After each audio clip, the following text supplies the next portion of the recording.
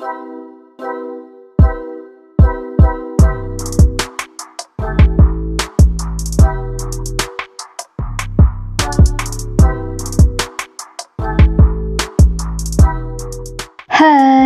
apa kabar guys? Pada kesempatan kali ini, aku akan menceritakan kelanjutan dari alur donghua series Zetianji kemarin. Di part kali ini, pasti akan lebih seru ya guys, karena Chang Sheng akan bertarung dengan para pendekar legendaris untuk melindungi Suli. Akankah ia bisa memenangkan pertarungan tersebut? Oke, kalau gitu, tak usah berlama-lama lagi, yuk langsung aja kita masuk ke alur filmnya. Tapi sebelum itu, intro dulu.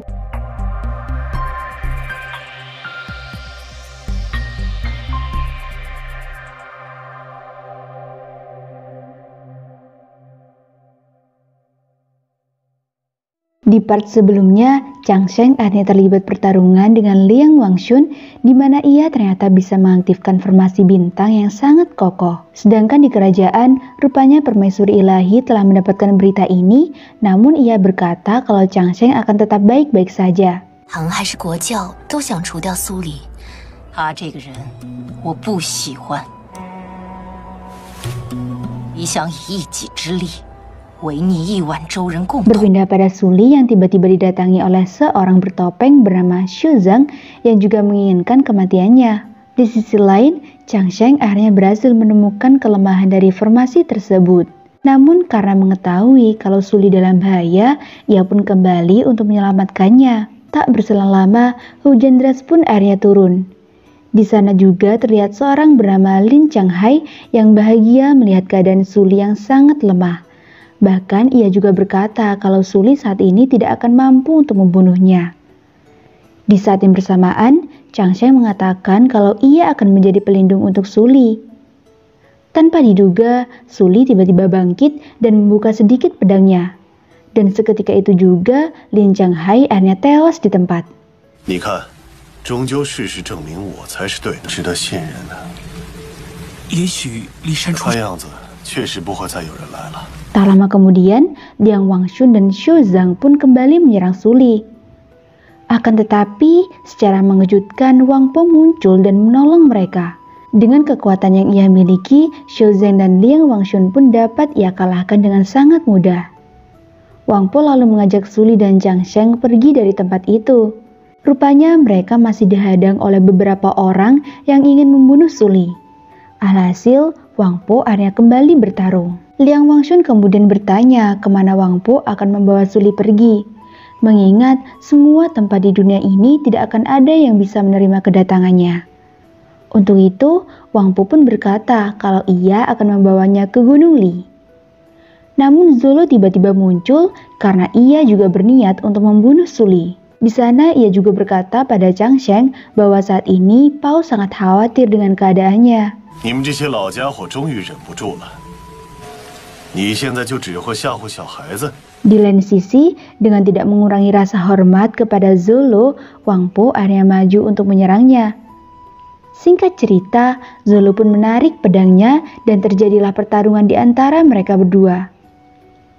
Sedangkan Chang Sheng lalu pergi dan berniat untuk membantu Wang Po. Tapi, tiba-tiba Liu Qing datang dan berniat untuk menyerang Suli. Karena itu, Chang Sheng pun kembali untuk melawannya. Melihat Chang Sheng dalam bahaya, Zolo pun menggunakan rohnya untuk menyelamatkan Chang Sheng. Tak diduga, rupanya Liu Qing hanya bersandiwara agar ia bisa menyerang Zolo. Sontak Zolo pun sangat marah dengan apa yang telah Liu Qing lakukan. Di sini diketahui kalau Liu Qing ternyata adalah pendekar yang berasal dari Gunung Li. Zolo juga sangat kesal kepada Chang Sheng, lantaran ia juga dengan berani ikut melawannya.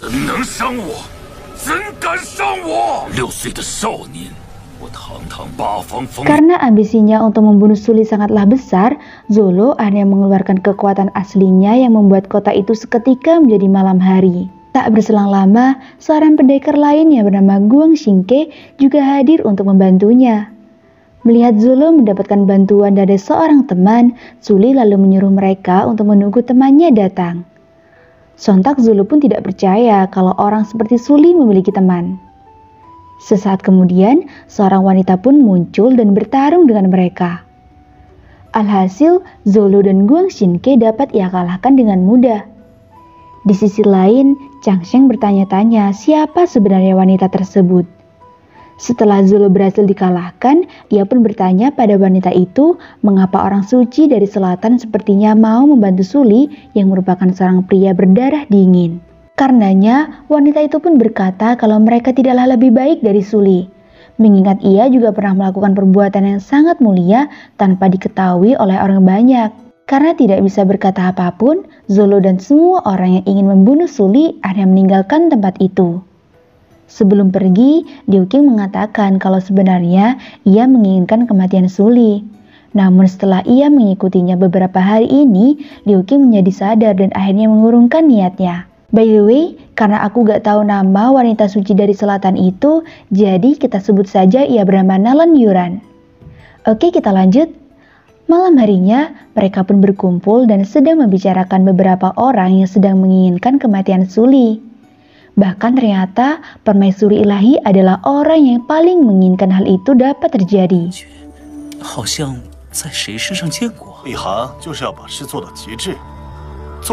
Suli lalu bertanya kepada Nalan Yuran mengapa ia datang terlambat. Karena itu, ia pun membantu Suli kalau sebelum pergi, ia masih harus mengobati luka dari muridnya yakni Shurong.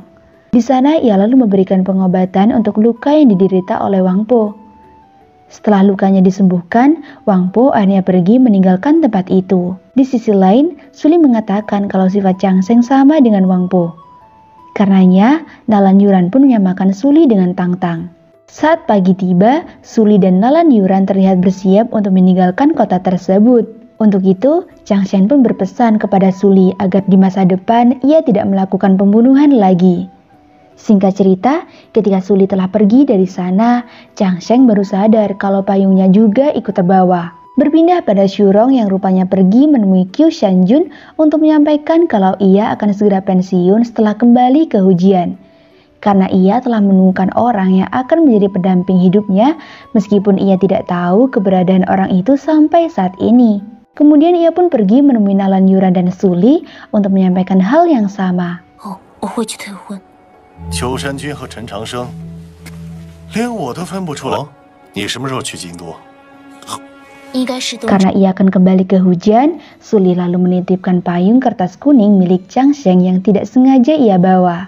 Alhasil Suli pun mengatakan kalau ia juga akan segera mengetahuinya, mengingat ia akan bertarung dengan Chang Sheng untuk menyelesaikan masalah dari kedua faksi. Melihat payung itu, Shurong akhirnya mengetahui kalau orang yang bersamanya saat itu adalah Chang Sheng. Sedangkan Nalan Yuran juga berpesan pada Shurong untuk memenangkan pertarungan tersebut.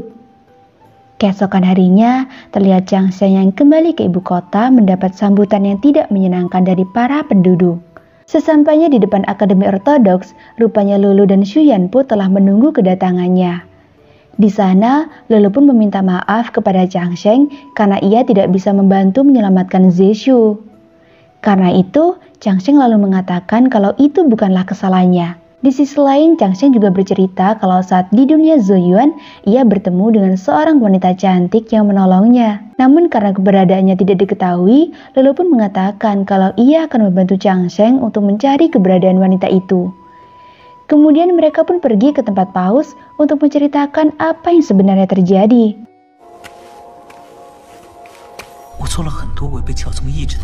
Sesampainya di sana, ternyata Paus sudah mengetahui kalau Chang Sheng telah bertemu dengan Suli. Karena itu, Paus selalu meminta Chang Sheng untuk menceritakan semua yang terjadi. Setelahnya, ia pun menunjukkan semua pedang yang telah ia dapatkan di dunia Zoyuan. Di saat yang bersamaan, Paus akhirnya mengetahui kalau pedang Akademi Ortodoks yang hilang saat pertarungan berdarah beberapa puluh tahun yang lalu telah diambil oleh gurunya. Karena itu, Paus pun menyuruh Chang Sheng untuk tidak belajar dari sang guru.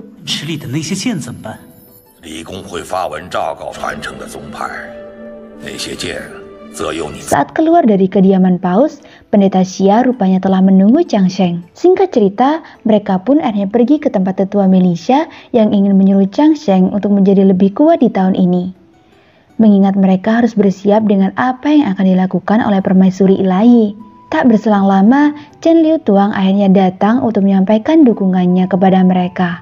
Sedangkan di depan Akademi Ortodoks, terlihat Tian He bersama beberapa orang yang lain rupanya berniat mengusir Chang Sheng dari kota. karena dianggap telah menjadi seorang pengkhianat. Tak lama kemudian, Chang Sheng akhirnya datang dan ia ternyata tidak memperdulikan perkataan dari Tian Hai'er. Namun ia menyuruh Xu Yanpo untuk tetap mengawasinya, mengingat ada beberapa pendekar kuat yang berada di sebelah Tian Hai'er. Scenes berlanjut pada Chang Sheng yang pergi ke tempat naga hitam untuk membawakan beberapa makanan dan juga mengembalikan salah satu jiwa yang telah menolongnya. Setelah Chang Sheng pergi, ternyata permaisuri ilahi telah berada di sana untuk mengambil wadah dari jiwa tersebut. Malam harinya, Chang Sheng pun bermeditasi untuk meningkatkan kekuatannya. Dalam meditasinya itu, Chang Sheng lalu masuk ke dalam dunia pedangnya dan menemukan keberadaan dari monumen yang persis dengan yang ada di dunia Zunyuan, yang berarti dunia tersebut sampai saat ini masih ada. Dan saat Chang Sheng ingin memasukinya, ternyata ia masih belum sanggup. Saat pagi hari, Chang Sheng dan Xu Yanpo akan melakukan perjalanan menuju Mausoleum Tian Shuling. Sesampainya di sana, mereka akhirnya bertemu dengan Tang Tang.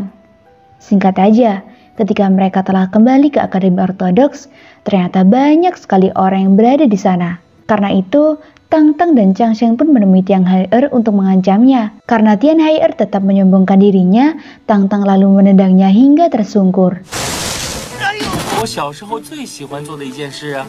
听出了，我真没出手，更没下手，我是用踹。 Malam harinya terlihat permaisuri ilahi sedang melihat isi pikiran dari naga hitam. Akhirnya ia pun mengetahui kalau Shurong telah mengenal Chang Sheng. Tak lama kemudian Mo Yu datang dan menemuinya untuk bertanya apakah mereka akan tetap diam saja setelah mengetahui kalau Chang Sheng adalah murid dari Tao Ji. Karena itu, permaisuri ilahi pun menyuruh Mo Yu untuk tidak terlalu memperdulikan hal tersebut dan menganggapnya sebagai rahasia Akademi Ortodoks. Sesaat setelah itu, permaisuri ilahi juga mendapatkan laporan rahasia yang mengabarkan kalau keberadaan Zhou Tong belum diketahui. 如何？只认为昭明太子没有死，从来都不重要。千万名都是我的孩子。 Nah, itu tadi pembahasan alur Donghua series Zetianji kali ini. Jangan lupa subscribe dan like ya. Semoga kita semua sehat selalu. Dan sampai jumpa di video-video pembahasan alur Donghua series berikutnya.